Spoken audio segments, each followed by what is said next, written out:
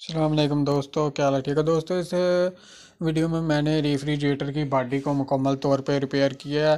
ये रेफ्रिजरेटर मुकम्मल तौर पे गल चुकी थी, इसकी पैर वगैरह सब कुछ जो है गल चुका था, टायर वगैरह सब कुछ गल गया था। मैंने इसको दोबारा नए तरीके से रिपेयर किया।